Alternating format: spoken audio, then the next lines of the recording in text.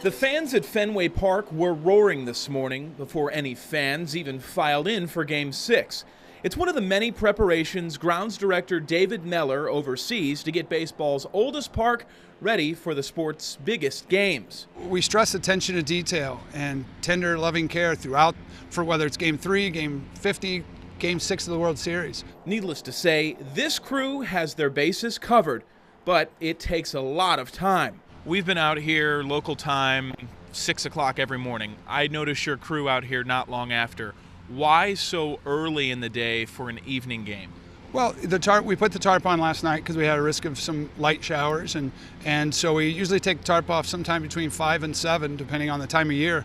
And so it's Game 6, so we're not going to be sleeping in late. As the Red Sox try to add another World Series pennant to their park, the Cardinals hope to sweep those hopes away, rolling home to St. Louis for a championship parade on their home turf.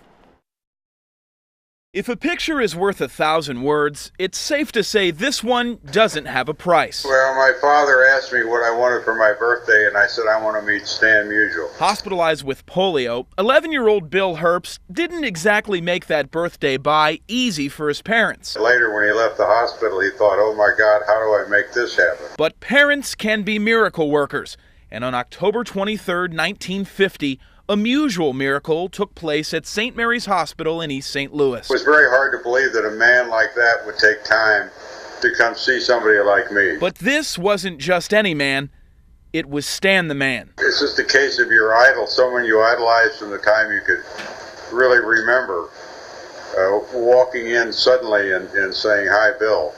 And, you know, I was flabbergasted. And blown away a year later when Stan sent this autographed photo on his 13th birthday. And I was terribly impressed with that, too, that he remembered a year later. Over 50 years later, Bill's daughter Beth helped bring her father's moment with Musial full circle. We've heard the Stan Musial story multiple times over the years, and I just really wanted to get it signed for him. Tell us what his emotions were like when he opened the gift and saw this.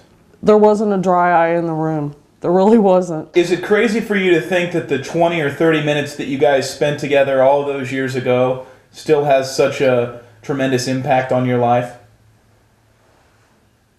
Oh, it absolutely does. It absolutely does. I think about it quite often, in fact, because as I've said before, outside of my family, it's something I'll cherish till the day they bury me. Cherishing Stan Musial the person as much as Stan Musial the player, the Cardinals' patron saint in a town known as baseball heaven. Another call. Another scam.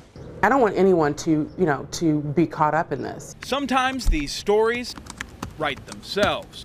A beginning, a middle, and an end. Since Cheryl's a writer, some advice. What's the key to every good story? It needs, I think it needs a hero. Well, look no further. And, a villain. All right, no hero yet. More about the villain. I just hate that there are people out there like this that prey on people. Hate fueled by a Craigslist job post for a writer. She responded, and the red flags followed. But the big one was when I got that email telling me, you're going to receive a check in excess of your payment and to take this to your bank, to cash your deposit. And I thought, no, I will not be doing that. How's that for writing your own happy ending? I love that I can tell a story that might make a difference with someone. Story told, difference made. Hero beats villain. As for that check, I want to set it on fire. Be careful. I'm Mike Colombo, News 4. Good, simple advice. Well, if you find yourself in a similar situation, the advice is to do what Cheryl did and ask a lot of questions. Always remember, anytime someone offers you a job or says you've won something and then asks you to send them money, it is a scam.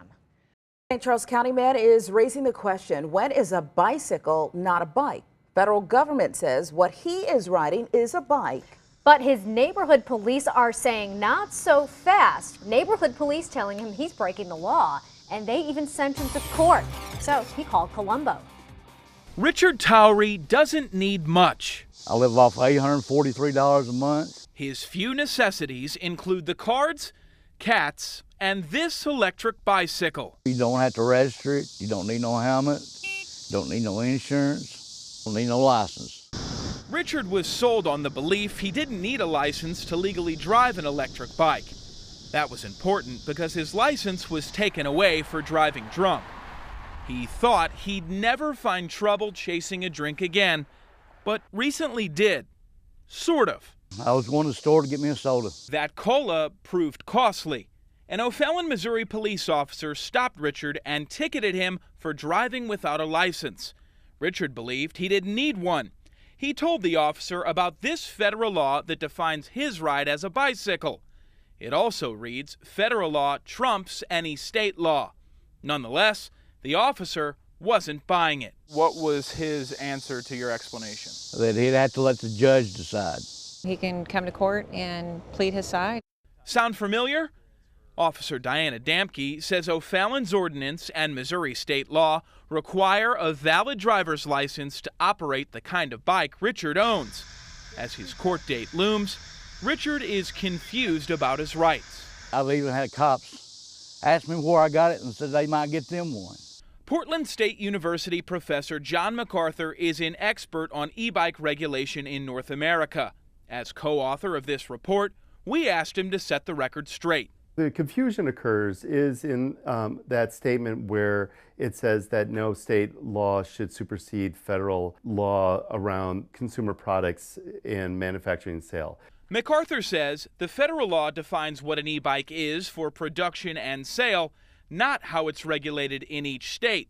In fact, operating laws vary widely depending on where you live. In Missouri, they have defined it as a kind of maybe a higher speed bicycle, but you have to have a valid license, where in both Kansas and Illinois, you don't have to have registration or licensing or a helmet. Despite a lesson on the rules of the road, Richard's new knowledge won't help him pay his ticket. So I'm about living on nothing. I'm living. I'm Mike Colombo, News 4.